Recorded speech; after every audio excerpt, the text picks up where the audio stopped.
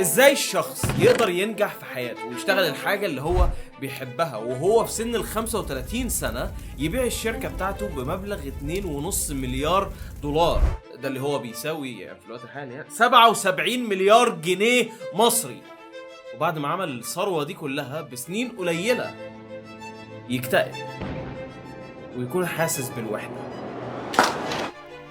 الإنسان طول عمره بيدور على السعادة، وأسهل طريقة للوصول إلى السعادة هي الفلوس، صح؟ احنا عمالين نتعلم كل يوم الموضوع ده، بس برضو كل يوم بنعرف وبنتأكد ان الفلوس مش سر السعادة. علشان تكون سعيد في حاجات كتيرة تانية لازم تتحقق. القصة دي بتاعت ماركس بيرسون، الصانع لأشهر لعبة في التاريخ، ماينكرافت. Yeah, it's really weird.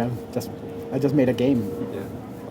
Well, I'm trying to make a game. It's not even finished. اللعبة اللي باعت أكتر من 230 مليون نسخة، اللعبة اللي مرت علينا كلنا، عدت من قدامنا كلنا، في مننا اللي اتعلق بيها، في مننا اللي كان بيتفرج على فيديوهات لناس بتلعبها وهذه الحلقة الأولى من سلسلة ماينكرافت. لا خلينا نسميها كده وحبيناها، وفي برضو مننا الناس اللي لسه مش فاهمة هي ليه اللعبة دي مشهورة. اللعبة دي هي اللي خلته مشهور، خلته محبوب من كل الناس اللي بيلعبوا اللعبة بتاعته، وبرضو هي اللي خلته ملياردير. بس هي برضو تعتبر الشيء اللي خلته منعزل، وحيد، وحزين. ماينكرافت كلعبة ليها إمكانيات غير محدودة، بس لما تيجي للعبة الحياة الحقيقية الموضوع بيكون أصعب، وكل ما تنجح في الحياة بتستريح. بس في ناس زي ماركس أو نوتش الصانع للعبة ماينكرافت نجح بشكل مش طبيعي في الحياة، لدرجة إن الحياة بالنسبة له بقت زي ماينكرافت وهي في وضعية الكرياتيف، مفيش أي خطر عليه، عنده موارد لا نهائية وملل مش طبيعي، لأن ما بقاش فيه أي تحدي ولا هدف. Why Notch? What's that? Is that like a cool name? Yeah, more or less, yeah. When I kind of grew up, all the people using computers had like all their own cool names that they made up. So I thought I needed to have one, so I just made it up. الموضوع كله بدأ لما هو كان عنده 8 سنين. هو 8 سنين بس قاعد على الكمبيوتر بتاع أبوه وقدر يكود لعبة. لما انت بتكون عايش في مكان زي السويد بصراحة يعني بيت محترم، عيلة يعني متوسطة إلى يعني دخل عالي حبتين، الحياة عندك بتكون طيبة. ودي هي الخلفية بتاعت نوتش، إنسان طبيعي، إنسان عنده صحاب، إنسان خلص المدرسة واتخرج ولقى شغلانة محترمة، شغلانة في شركة كينج. ايوه، من اللوجو ده ممكن يكون شكلها مألوف ليكم عشان دي هي الشركة اللي عملت لعبة كاندي كراش، يعني كان شغلانة حلوة في مكان حلو. لما نيجي نتعمق اكتر في القصة بتاعت نوتش بجد بنكتشف قد ايه هو انسان عادي جدا طبيعي، بس هو واحد بيحب الكودينج والحمد لله قدر يلاقي شغلانه بتمشي مع الشغف بتاعه. بس هو امتى بالظبط تعرف ان انت بتحب فعلا الشغلانه بتاعتك؟ لما ما يكونش عندك اي مشكله انك تعمل الشيء ده في وقتك الفاضي. علشان كده القصه بتاعت نوتش بتتعبني. يعني انا واحد بيعمل فيديوهات اوكي على القناه هنا، فيديو جديد كل يوم سبت كده، انتم مشتركين في القناه، شكرا. بس برضه قبل اليوتيوب وقبل ما الموضوع ده يتحول لشغل انا كنت بعمل فيديوهات مع صحابي، كنت بعمل فيديوهات لوحدي علشان بس انا بحب الموضوع لسبب ومن غير سبب، بس كنت بحب اعمل فيديوهات. ولسه لحد دلوقتي اوقات كتير بكون قاعد مع صحابي وبس بنقعد نعمل فيديوهات من غير حتى ما اكون حاطط في دماغي ان دي حاجه تتحط بقى في الشغل او تتحط في القناه، بس بعملها ليا عشان بس الموضوع بنحب نعمله. فمهما يبان قد ايه الموضوع حلو ولذيذ، القصة بتاعت نوتش بتأكد لك إن الغريزة اللي جوه الإنسان دي في البحث عن السعادة دايما هي اللي هتفوز، ودايما هي اللي هيكون ليها الكلمة الأخيرة. نوتش اشتغل على لعبة اسمها انفينيتي ماينر، ولكنه محبش اللعبة، فقرر إن هو يعمل مشروع جانبي ويفتح جافا كده يا معلم ويعمله لعبة بسيطة ويسميها ماين كرافت. انت موجود جوه عالم في طين وكابل ستون وبس كده، وكان بينزل فيديوهات على اليوتيوب وهو بيلعب اللعبة دي. ولسه هو ساعتها كان مخليها ببلاش، يعني اي حد يقدر ينزلها، وكان بالظبط في 40 شخص منزلين اللعبه دي وهو لسه بيعملها. I try to make sure it's like, yeah, this is not the game. I'm just working on it and you can play it while I'm making it. Kind of. Hopefully.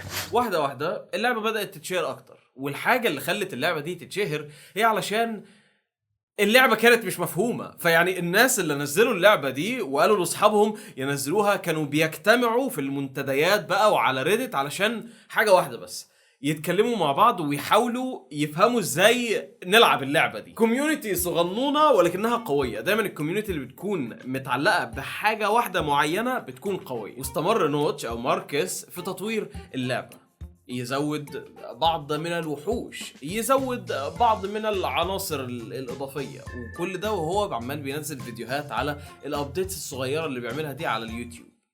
فناس تانية على اليوتيوب تبدأ تعمل فيديوهات عن اللعبة دي، اللعبة الغريبة دي المستقلة اللي محدش فاهم لها.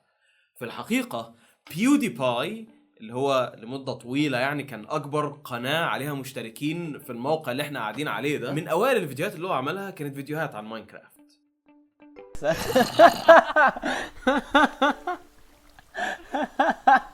كمان شوية نوتش خلى اللعبة دي بفلوس $8. اوكي، وبالنسبة للعبة يعني اوكي ماشي، يعني الناس دفعت له وفضلت تلعب لحد لما تيجي سنة 2011. بعد سنتين من عمل اللعبة وتنزيلها على النت يعلن بشكل رسمي تحت اسم الاستوديوهات موجانج، اللي هو نوتش يعني كان عضو ومدير في الشركة اللي هو عملها أصلا عشان خاطر ماينكرافت، ما علينا، ينزلوا بالنسخة الألفا 1.00.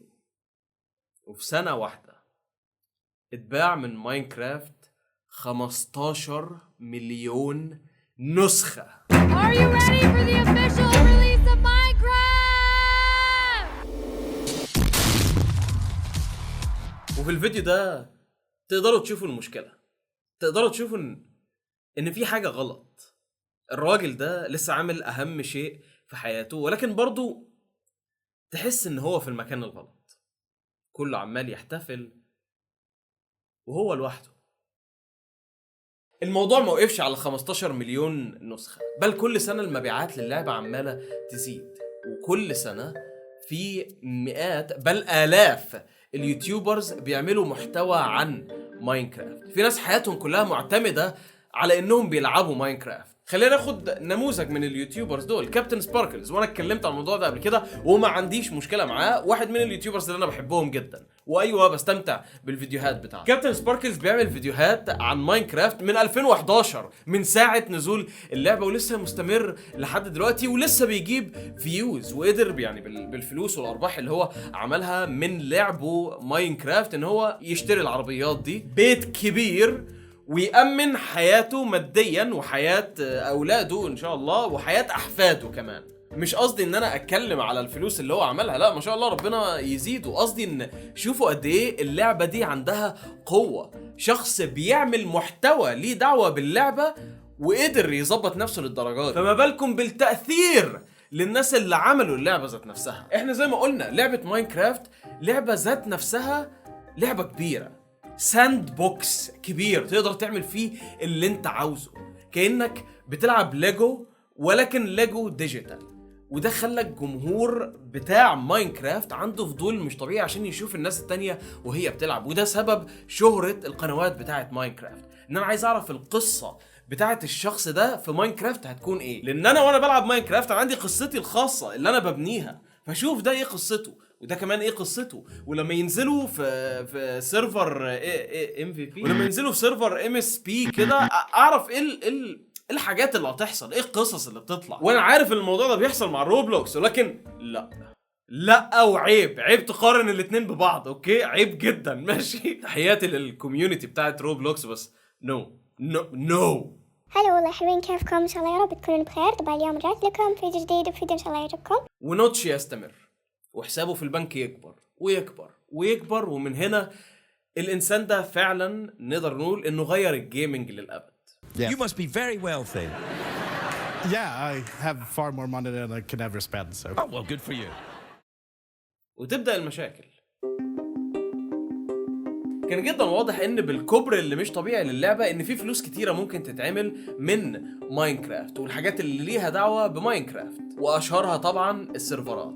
اي حد لعب ماينكرافت هو دخل على كام سيرفر عشان يلعب عليه. بالنسبه لي على ايامي انا كنت بلعب على ماينبلكس، ففي حاجات كتيره ممكن تعمل على السيرفرات دي. ممكن تلعب في عوالم تانية مع ناس تانية، ممكن تلعب العاب مصغره سرفايفر بقى وهانجر جيمز والكلام ده، تنزل مابس وتلعب عليها وهكذا وكذا الى اخره. بس في بعض من السيرفرات، ماينبلكس كان واحد منهم، كانوا بيشجعوا العقليه بتاعه pay to win، ادفع علشان تفوز. لو انت نازل لعبة سيرفايفر كده اهو جوه السيرفر، انت ممكن تدفع $5 وهتاخد سيف دايموند مطور، فده هيزود فرصتك من الفوز. وده خلى اللعبة غير عادلة تماما للناس التانية اللي بتحب تلعب ماينكرافت وبتحب تقعد على السيرفرات دي ولكن معهاش فلوس عشان يصرفوها على اللعبة اللي هم اوريدي اشتروها بفلوس. فماينكرافت من هنا راحت مطلعة قرار ان هي هتمنع اي سيرفر ان هو يعمل الموديل ده. علشان نكون واضحين هنا، انا عايزكم تركزوا معايا، اوكي؟ الحاجه اللي ماينكرافت ذات نفسها منعتها هي ان السيرفر يشجع الناس اللي بتستخدم السيرفر ان هم يشتروا حاجه هتحسن من ادائهم في اللعب. يعني مثلا انت داخل على ماينبلكس، وماينبلكس ممكن تقول لك على فكره انت ممكن تشتري السكن ده $5 عادي، مفيش مشكله. انت ممكن تشتري مود معين بيغير من شكل الجرافيكس عندك، قشطه مفيش مشكله. انت ممكن تشتري سيف مطور هيساعدك في لا ماينكرافت بقى راحت منعت الحوار ده. لو الشيء ده هيزود من فرصتك في الفوز ويخلي اللعب مش عادل فلا. وبعد ما القرار ده طلع ممان الدنيا اتقلبت.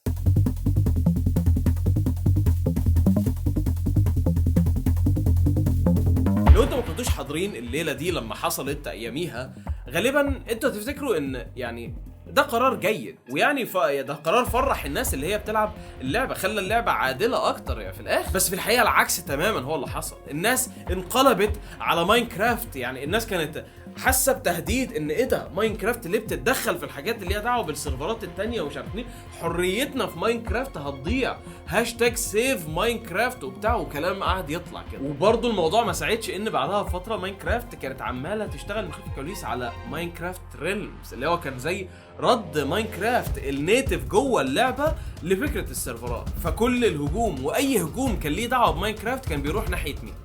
كان بيروح ناحيه نوتش، لان نوتش معروف هو الشخص بتاع ماينكرافت، هو اللي عمل ماينكرافت.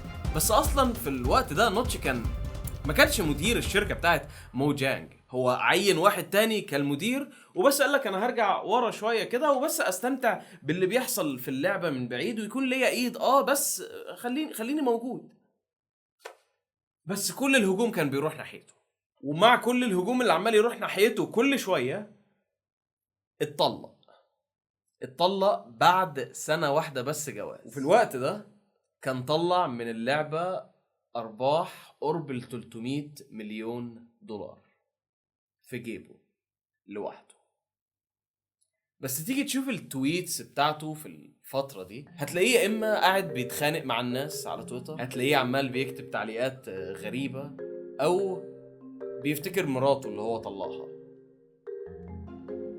لحد ما نوصل لسنة 2014 ويكتب التويتة دي: لو اي حد عايز يشتري الحصة بتاعتي في موجانج يعرفني يكلمني. طبعا ممكن الناس تاخد التويتة دي على انها نكتة، يعني ليه شخص ممكن يفرط في مشروع حياته بالسهولة دي؟ مش بس يفرط فيه بل يسيبه وهو في اعلى نقطة لشهرته. بعد ساعات قليلة من التويت ده الشركات بدأت تتكلم مع موجانج فعلا علشان يعرفوا هل الموضوع ده بجد ولا هزار، لحد لما جه بيج دادي بيل جيتس وشركة مايكروسوفت عملت العرض واشتروا الحصة بتاعت نوتش بمبلغ $2.5 مليار. Yeah, it would be kind of disappointing if it didn't sell at all. لعبة كانت عبارة عن مشروع جانبي بيعمله في وقت فراغه وبينزل فيديوهات عنه على اليوتيوب و40 نفر بس بيلعبوها معاه، إلى $2.5 مليار. When that happened and everyone was giving me so much like crap online, I just went, no, this is not worth it anymore. Right. So I just tweeted kind of jokingly, like, who wants to buy the company? Right. Then a couple of days later, called the CEO, came by and said, we got a bunch of offers. Like, were you serious? Yeah. And I thought about it for a while and I said, Yeah, maybe it's time. الأحلام ممكن تتحقق صح؟ يعني يا لا ما شاء الله. حقيقة الأمر إن دي كانت بداية الكابوس بتاع نوتش، لأن هو بعد ما باع ده بقى الحال بتاعه. اشترى قصر ب$70 مليون، كان بيعمل حفلة كل أسبوع بيعزم فيها أشهر مشاهير هوليوود، كان بيسافر كل أماكن العالم، وكان بيقعد على الكمبيوتر بتاعه بيكود بعض الألعاب الصغنونة كده. خلاص ده واحد اسمه اتكتب في التاريخ، هو الشخص اللي عمل أكثر لعبة مبيعاً في التاريخ، هو الشخص اللي عمل اللعبة اللي باعت أكتر من 200 مليون نسخة، بقى ملياردير وكئيب.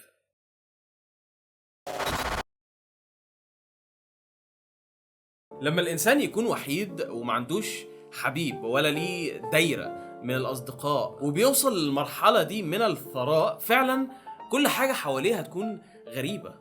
لأن واحد زي نوتش ختم اللعبة قبل ما يوصل لسن 40.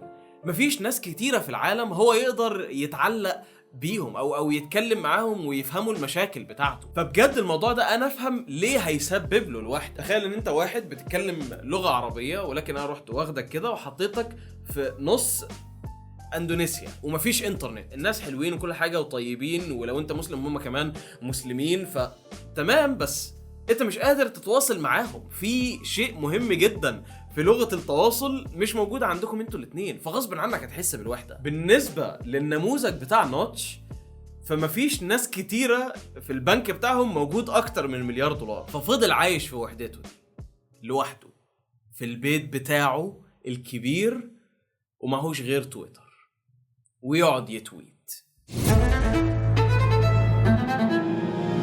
كان في مصايب الراجل ده عمال بيقولها كل يوم على تويتر، من حاجات يعني تبان ان هي عنصريه الى حاجات لا هي بصراحه واضح ان هي عنصريه، الى تلقيح بالكلام على مايكروسوفت. ومن الاخر المعجبين بداوا يهاجموه، وهو فعلا بدا يرد ويقاوح مع اي حد يقرب. ما يعني لو فكرتوا فيها هو قاعد فاضي فهيعمل ايه؟ ما في ما بس كده. لحد لما تيجي مناسبة مرور 10 سنين على صنع لعبة ماينكرافت، مايكروسوفت تقرر ان هي تعمل حفلة كبيرة احتفالا بالحدث ده، مرور 10 سنين من اللعبة اللي غيرت شكل الجيم. ونوتش الشخص اللي عمل اللعبة ما كانش معزوم على الحفلة دي. والخطوة اللي بعد كده ان اسم نوتش اتشال من اللعبة من كل النواحي، حتى من التعليقات البسيطة اللي كانت بتطلع لما تفتح اللعبة، لا حاجة تكون مكتوبة بالاصفر دي اللي ساعات بتكون نكت وبتاع، شالوا كل حاجة بتذكر نوتش. وهو حاليا الشخص ده، الشخص اللي كسب كتير في الدنيا، ولكن الحاجات اللي كسبها معوضتش ولا جابت له الحاجة اللي هو فعلا كان بيدور عليها، وهي السعادة. ربما الشيطان ممكن يلعب في دماغك وخليك تفتكر ان السعادة موجودة في الفلوس او موجودة في الشهرة او موجودة في القوة، بس الحقيقة هي ان السعادة انت بتوصلها بنفسك، لان هي دايما مستخبية. ممكن تقول ان هي مستخبية جوه قلبك. الناس شايفة الموضوع كده، بس الناس برضو هتكون شايفة الموضوع بطريقة تانية، في الجرايند، في الرحلة دي، في مطاردة لا نهائية لشيء ما. بس الحقيقة هي ان في الاخر دي رحلة كل انسان في العالم علشان يقدر يفك الشفرة دي ويحاول يلاقي السعادة. والموضوع ده ينطبق علينا كلنا، مش هتفرق الثروة قد ايه، مش هتفرق مكانتك في المجتمع، ولا تأثيرك الحقيقي في العالم كان عامل ازاي. Yeah, I think the best advice I can give everyone is don't listen to advice. But if you are going to listen to advice, then making sure you actually do something is a good advice. If you just sit around planning something and not doing it, you're not actually gonna get anywhere. القصص اللي بتكون متعلقة بعالم الجيمنج دايما بتكون غريبة. ولو انتوا عايزين تعرفوا واحدة من أهم القصص في العالم الغريب ده فيديو عن إمبراطورية بوكيمون من جانب الجيمنج ومن جانب برضو الانترتينمنت والانمي اللي نزل وتأثيره. فأشوفكم هناك، وشكرا على مشاهدتكم ووصولكم لنهاية الفيديو. انا محمود اسماعيل واشوفكم ان شاء الله في الفيديو الجاي. سلام.